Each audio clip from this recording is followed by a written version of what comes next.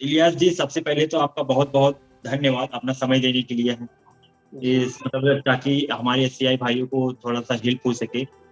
तो जी। सबसे पहले मैं आपसे ये यही पूछूंगा कि आप सबसे पहले अपने बारे में बताइए, और आपका एक्सीडेंट कैसे हुआ उसके बारे में बताइए, और फिर ऑपरेशन कहाँ पे हुआ, ऑपरेशन के बाद डॉक्टर ने क्या कहा उसके बारे में थोड़ा बताइए, थोड़ा डिटेल में, ताकि हमारे लोगों को थोड़ा हेल्प हो सके।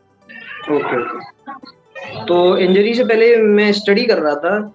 जी। और तो क्या है, घर की फाइनेंशियल कंडीशन अच्छी नहीं थी, तो इस वजह से मुझे काम करना पड़ा था। तो मैं एसी इंस्टॉलेशन और रिपेयरिंग का काम करता था। जी। तो ऐसे ही मैं एक जगह एसी रिपेयर कर रहा था, आउटडोर पे काम कर रहा था मैं।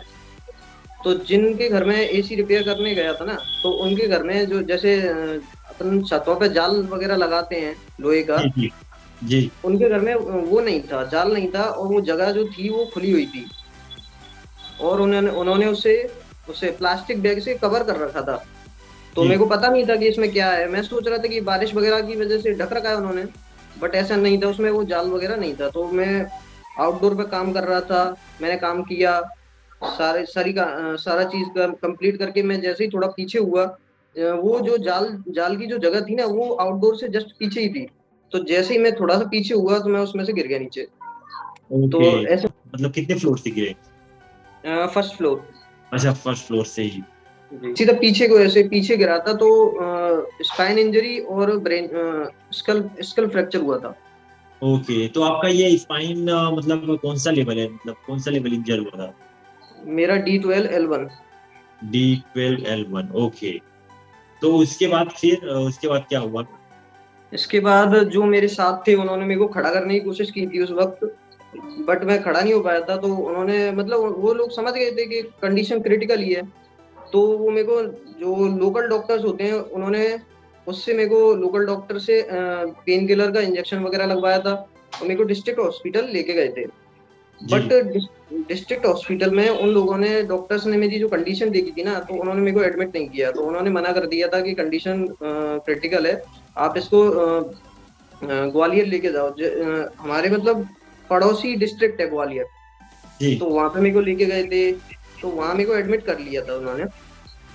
एडमिट होने के बाद वहाँ वहाँ मैं 2 दिन रुका था।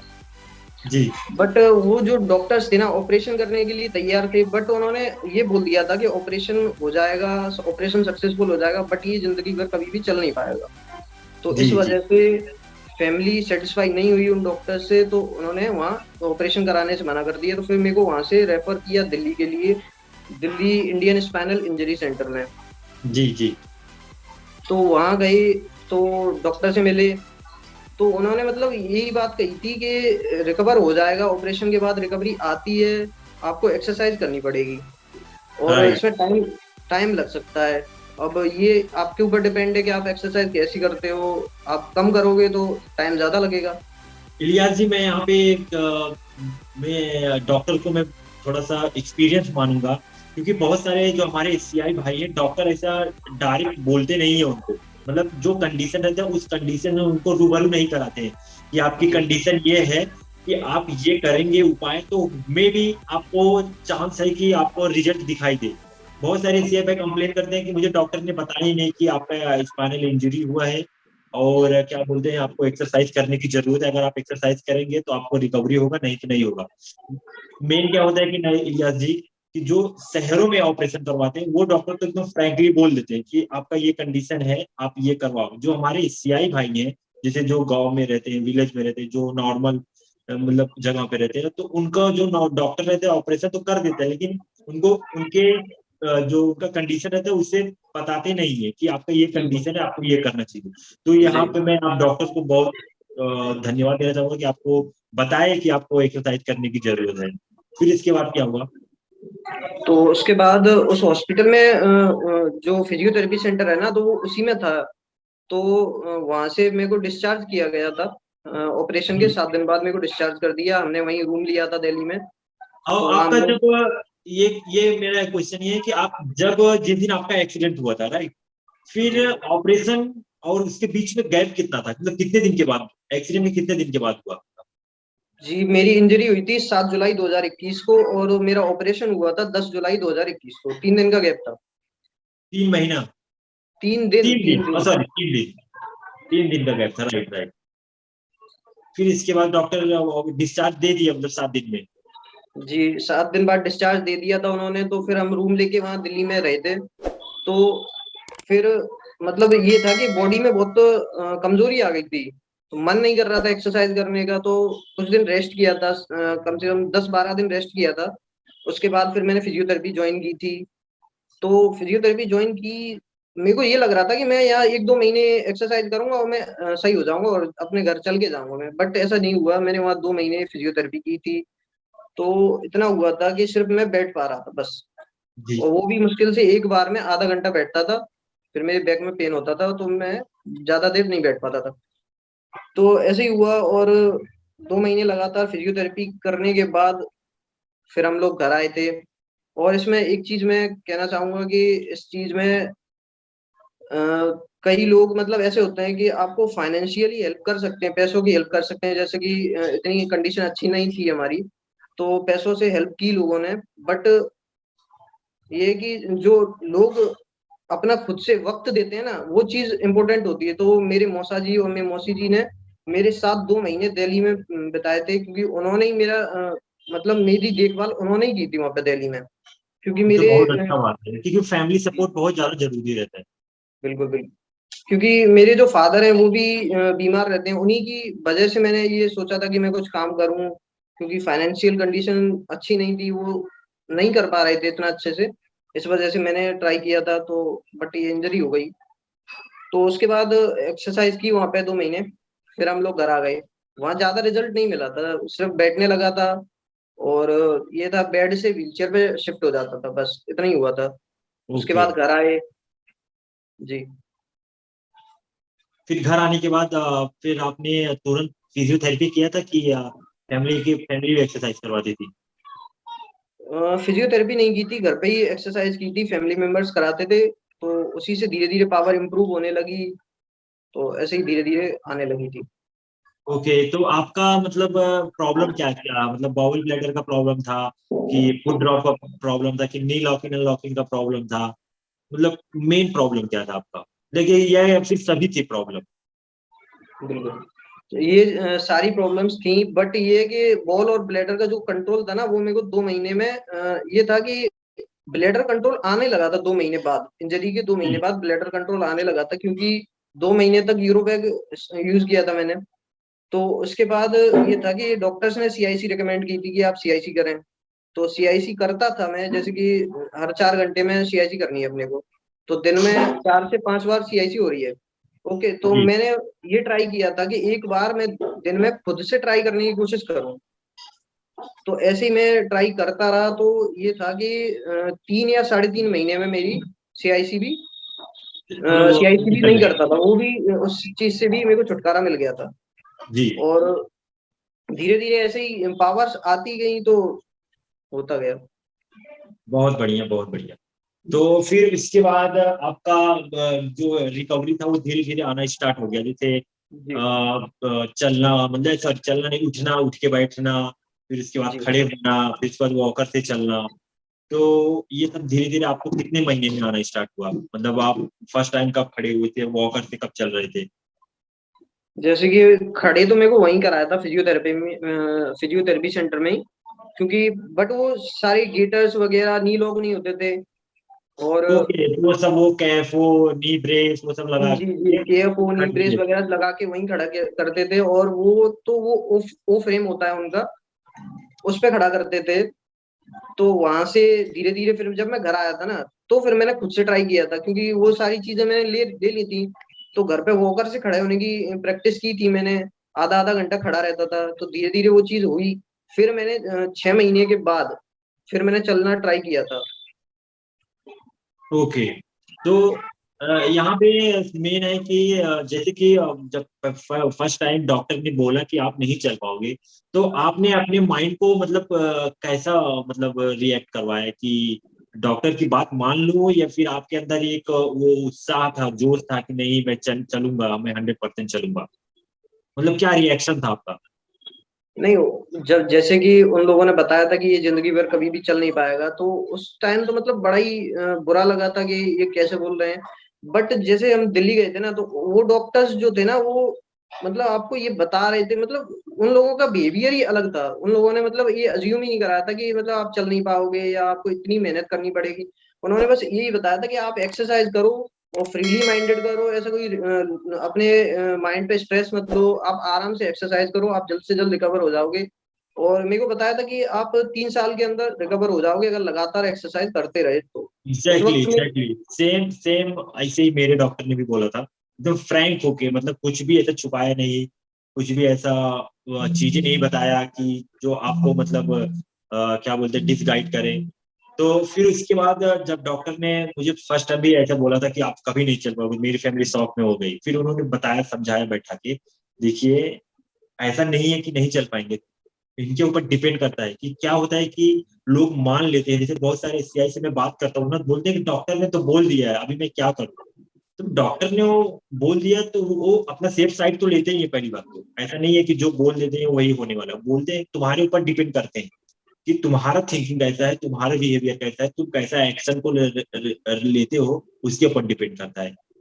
तो ये बहुत अच्छी बात है कि डॉक्टर ने आपको अपनी आपकी फैमिली को बहुत अच्छे से समझाया, जो कि बहुत लोगों के साथ नहीं हो पाता है। तो फिर उसके बाद क्या किया, डॉक्टर ने क्या बताया फिर? डॉक्टर्स ने बस यही बताया था कि आप एक्सरसाइज करते रहिए और धीरे धीरे आपको पावर आएगी। और एक्सरसाइज बंद नहीं करनी, पावर तो ये है कि धीरे धीरे बढ़ती है। एक्सरसाइज से ये होता है कि मसल्स में अकड़न नहीं आती, मसल्स टाइटनेस नहीं आती मसल्स में, तो मसल्स को टाइटनेस से बचाने के लिए आप एक्सरसाइज रेगुलर करिए, यही बोला था मेरे को फिजियोथेरेपिस्ट ने।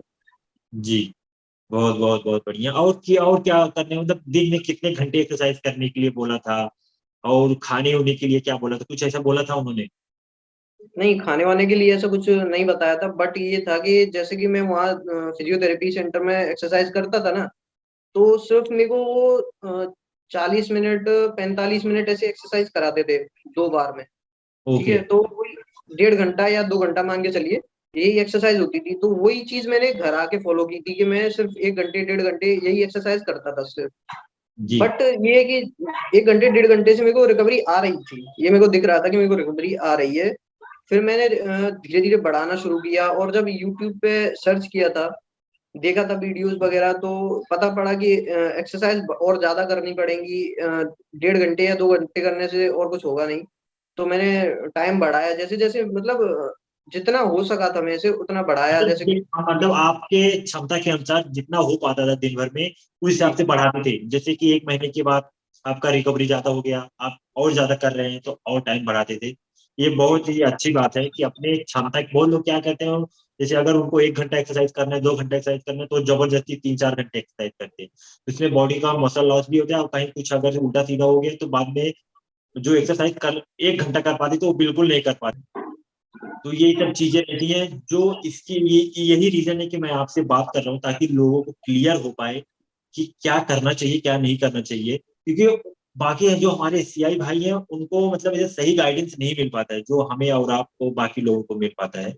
एटलीस्ट बिल्कुल। मेरा वीडियो बनाने का मकसद यही है कि ताकि लोगों को हेल्प हो सके। अगर 1% लोगों को भी हेल्प होता है, तो मेरा वीडियो बनाने का मकसद पूरा होगा।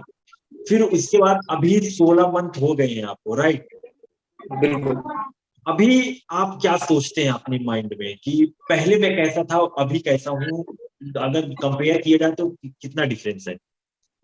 कंपेयर अगर किया जाए तो मैं 70% ठीक हो चुका हूँ, क्योंकि गवर्नमेंट, बहुत अच्छी बात। जी गुड। मेरा ब्लैडर कंट्रोल है, बॉल कंट्रोल है, और मैं चल रहा हूँ, वॉकर से चल रहा हूँ, बट अच्छे से चल रहा हूँ।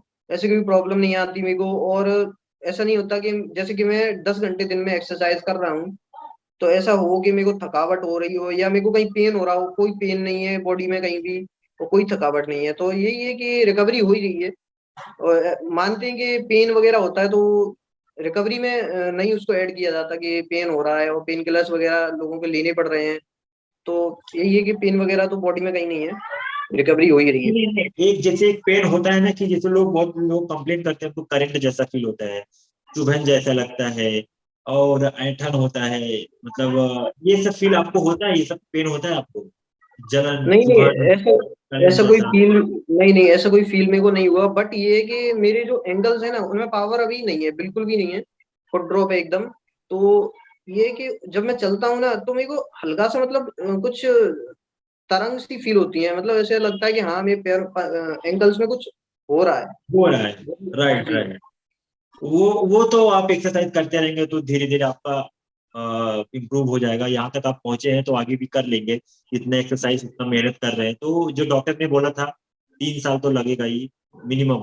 इतना तो मान के चलिए, इसके ऊपर अगर लगे, इससे अगर पहले हो जाए तो बहुत अच्छी बात है, नहीं तो फिर इतना तो लगता ही है मिनिमम में रिकवरी दिखाई देने में। तो सब बहुत अच्छी बात है कि आप इतना मेहनत और इतना ईमानदारी से एक्सरसाइज कर रहे हैं, जो आपको रिजल्ट दिखाई दे रहा है। वो आपको क्योंकि जब रिजल्ट हमें दिखाई देता है ना, तो हमें एक्सरसाइज करने का और मन करता है। और मन करता है, बिल्कुल बिल्कुल। क्योंकि हमें फिर दिखाई देता है ना कि मैं एक्सरसाइज कर रहा हूँ, मैं ठीक हो रहा हूँ। अगर नहीं करूंगा तो नहीं ठीक होगा।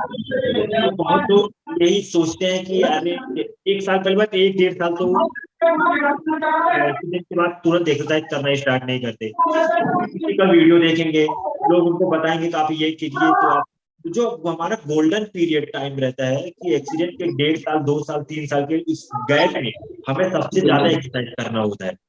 अगर वो गोल्डन पीरियड हमारे हाथ से निकल गया तो ऐसा नहीं है कि आगे रिकवरी नहीं होगा, होगा। लेकिन फिर हमें मेहनत ज्यादा करनी पड़ेगी और रिजल्ट हमें कम मिलेगा। बिल्कुल। एक्सीडेंट के बाद क्या होता है कि मेहनत अगर थोड़ा सा भी हम 2 3 घंटे एक्सरसाइज अगर फोकस के साथ करें तो हमें रिजल्ट ज्यादा मिलता है। तो यही लोगों को बताना था। और दूसरी बात कि आपका माइंड सेट क्या रहता है, मतलब आप मतलब कैसे मोटिवेट रहते हैं, ये थोड़ा बताइए इसके बारे में भी। जी, मोटिवेट मतलब ऐसे ही रहते हैं कि जैसे कि मतलब अगर मेरे को रिकवरी नहीं आ रही होती तो शायद मैं भी डिमोटिवेट हो जाता, क्योंकि मैंने 16 महीने लगातार, और ये है कि गैप भी नहीं किया, बिल्कुल एक भी दिन गैप नहीं किया। बट ये हो जाता है कभी कभी तबीयत वबीयत खराब हो जाती है, वो चीज अलग हो जाती है। बट एक भी दिन मैंने एक्सरसाइज छोड़ी नहीं है, तो ये लग रहा है कि जैसे मैं बेड से बेड पे से बिल्कुल हिल भी नहीं पाता था, वहां से यहाँ तक आ गया मैं। और अब तो ये है कि मैं मतलब वॉकर से अच्छे से चल लेता हूँ, और अपने जो स्टेयर्स होते हैं उन पर चढ़ लेता हूँ, चढ़ जाता हूँ मैं, उतर बहुत नहीं बढ़िया, पाता। बहुत अच्छी बात, बहुत अच्छी बात हुई यार। मतलब आप एकदम अच्छे से रिकवरी कर रहे हैं। जी। तो बस यही है कि यही चीज मोटिवेट करती है कि हाँ रिकवरी आ रही है तो और ज्यादा करना है। जी, जी। और हाँ, और लास्ट थिंग ये है कि जो हमारे एशियाई भाई हैं उनके बारे में क्या बोलोगे कि उनको क्या करना चाहिए, कैसे मोटिवेट रहना चाहिए, दिन में कितने घंटे एक्सरसाइज करना चाहिए? थोड़ा उन लोग के बारे में उनको बताइए ताकि उन लोग भी मतलब हमारे एशियाई भाई भी मोटिवेट रहे।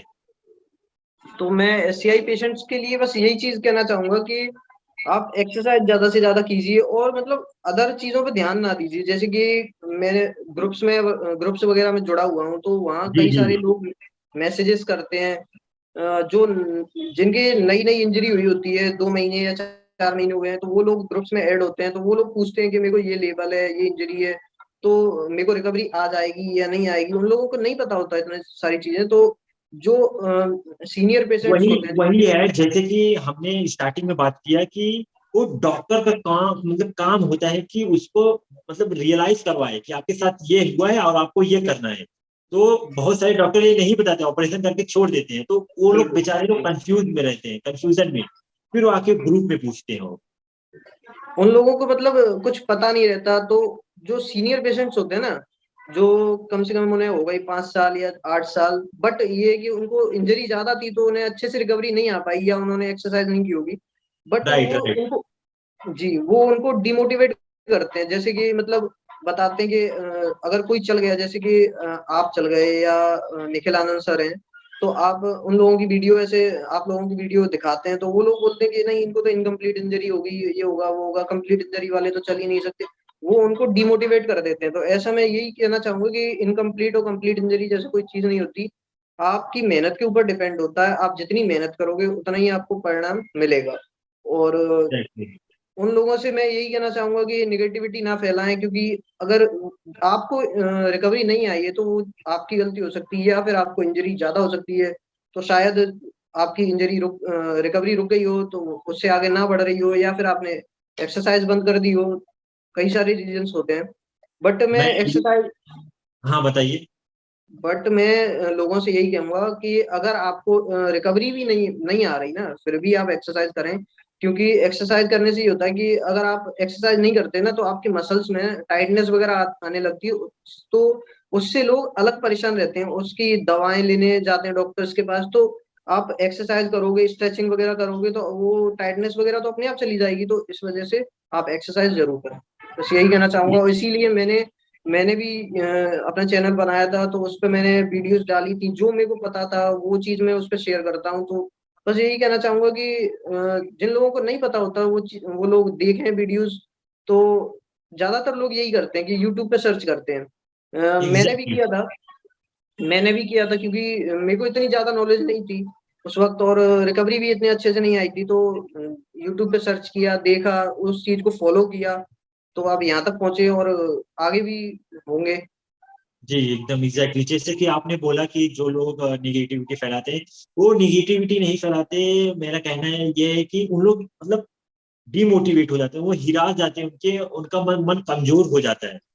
जो जैसे कि आपका वीडियो देखेंगे, मेरा वीडियो देखेंगे, बाकी लोगों का वीडियो देखेंगे, तो उनके मन में एक जिज्ञासा जाती है कि अगर ये बंदा कर सकता है तो मैं क्यों नहीं। लेकिन जैसे कि मैंने बताया कि एक्सीडेंट के बाद 2.5 साल 3 साल के बीच में गोल्डन टाइम रहता है। बिल्कुल। अगर उस बीच में जिसने एकदम जी तोड़ के एकदम मेहनत कर लिया, उसी को रिजल्ट मिलता है। बहुत लोग बोलते हैं कि जैसे किसी का मतलब बेड शोर हो जाता है, लोग ख्याल नहीं रख पाते, तो उन लोग का थोड़ा ऐसा जो एक्सरसाइज रहता है रुक जाता है, और किसी कारणवश एक्सरसाइज रुक जाता है। मैं बोलता हूँ भाई, जब तुम्हारा ठीक होता है फिर उसके बाद आप स्टार्ट करो ना। ऐसा नहीं है कि आप रिकवरी नहीं होगा।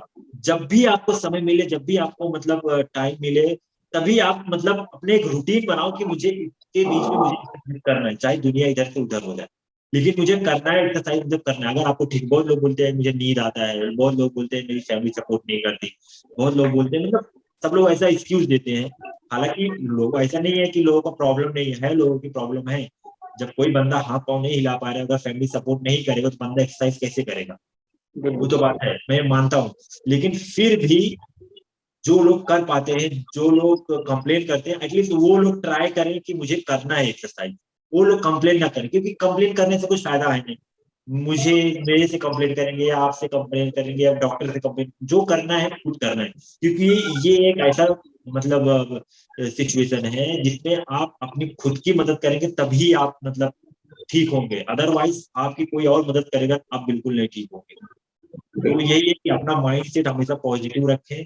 जो भी आपके आसपास का इक्विपमेंट है, कैसे मैं अपने किसी भी डिसीजन को कितना अच्छे से बना सकूं, कितना अच्छे से एक्सरसाइज कर सकूं, यही आपको मतलब जो भी हमारे सीआई भाई ये देख रहे हैं, यही आपको सोचना है कि मैं क्या ऐसा करूं कि मेरे अंदर पॉजिटिविटी आए, और मैं अपने आप को हमेशा ऐसा सिचुएशन में रखूं कि ताकि मैं एक्सरसाइज करूं और आने वाले समय में मैं जल्दी से जल्दी ठीक हूँ। अगर नहीं भी, मैं बोल रहा हूँ 100%, इसमें से तो कोई 100% ठीक नहीं होता इलियास जी। ठीक है, तो मैं बोल रहा हूँ, अपना जैसे आप 60-70 आप इतना मतलब ठीक हो जाइए कि आप थोड़ा बहुत अपना काम स्वयं कर लीजिए, जैसे बाथरूम जाना, नहाना, खाना, घर के अंदर चल लेना, आप इतना ही कर पा रहे हो तो भी आपके लिए मतलब जो भी है एपीआई, वो भी उनके लिए बहुत ज्यादा होगा। बिल्कुल। तो इलियास जी, आपका बहुत बहुत धन्यवाद हमारे वीडियो ज्वाइन करने के लिए। मुझे पता है कि ये वीडियो देखने के बाद हमारे सिया भाई को कुछ ना कुछ जरूर सीखने के लिए मिलेगा। बिल्कुल। तो बिल्कुल। प्लीज गाइस, आप डेली एक्सरसाइज कीजिए और अपने माइंड को पॉजिटिव रखिए। अगर आपको कुछ भी डाउट है तो रियाज जी से पूछ सकते हैं, उनका वीडियो देख सकते हैं। और कुछ भी है तो मेरे से पूछ सकते हैं, या फिर जो भी मतलब यूट्यूब पे जो भी है थोड़ा बहुत एक्सपीरियंस है, उससे आप पूछ सकते हैं। तो रियाज जी, आपका बहुत बहुत धन्यवाद। मैं अगर कुछ भी रहेगा तो मैं आपको फिर से मतलब बोलूंगा वीडियो ज्वाइन करने के लिए, जी जी, ताकि बिल्कुल और बिल्कुल। अगर कुछ ऐसे क्वेश्चन जो हमारे छूट गए होंगे तो नेक्स्ट वीडियो में जरूर उसको क्लियर करेंगे। जी बहुत बहुत बिल्कुल। धन्यवाद Riya ji. Okay, thank you.